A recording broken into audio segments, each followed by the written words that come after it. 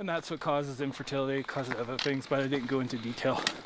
And I said that there's this guy in San Diego, he's trying to build a better, like a more positive, that Klinefelter's isn't a death sentence, that you can be who you are without that definition of that extra X, and that Ryan and Kelsey are trying to motivate other people to not to let that define them, which I believe in.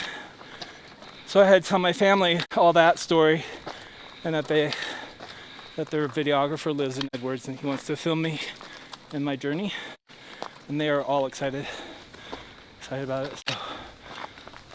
So stuff like that, I'm able to just talk more freely about it, and realizing that it's really not that bad, that people don't see you any differently than who you are. They just know that, there's a little bit of different chemistry or different buildup in your body, but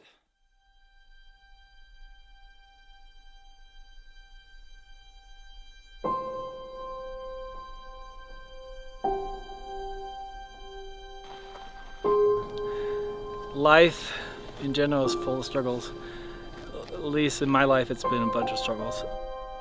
And hiking is struggling, knowing that I'm gonna, start a hike that's gonna go from a 2-mile hike that has a 1,500 foot gain. That's pretty steep for me, and I struggle with that mentality, thinking, okay, I'm gonna do this, but I don't want to do it.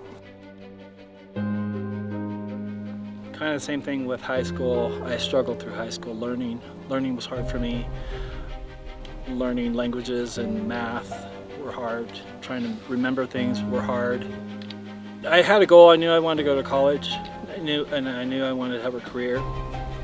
So I did go to college, but there was always struggles as well. Going through learning again. The learning issue is like, I can't figure out why I have this inability to learn new things. But if the things that I love to do, then it's no big deal. But the thing I learned when I was in college I didn't learn in high school was learning to reach out and ask for help, and finding people who can help me get through the hard things that I struggled with. I got married my last year in college, and I waited a year or so to have kids. And then when we started having kids, it was a struggle again, because it's like, here we go again. This whole pattern is repeating itself. It's like, I can't have kids. Why can't I have kids? I was tested. My wife was tested.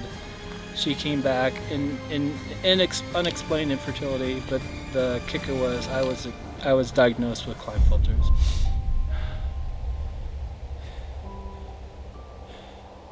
The number I got on the piece of paper, you have been informed with 47 XXY, Klinefelter syndrome. I'm like, crap, what's that?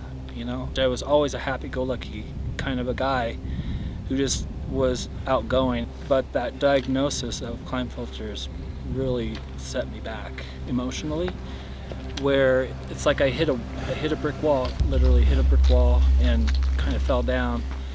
Falling down in the sense, emotionally fell down, kind of busted my energetic bubble. I was playing the victim for a very long time.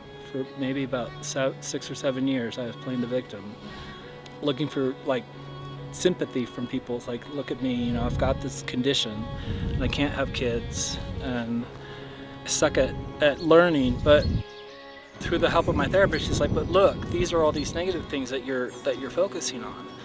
But look at all these positive things that you have to offer. You're a kind person. You're a great listener. You're a highly creative person that can figure out these complex problems that other people can't.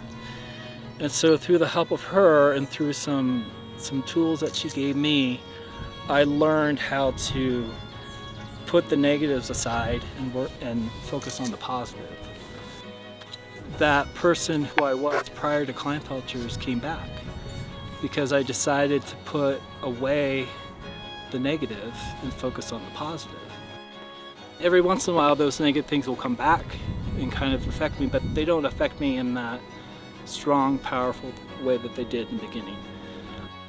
My whole life up until now, where I'm a successful UX designer, building a department of UX researchers. I got a college degree, I've got kids. There's always been a positive at the end of the struggle. So hiking to me is analogous to my life.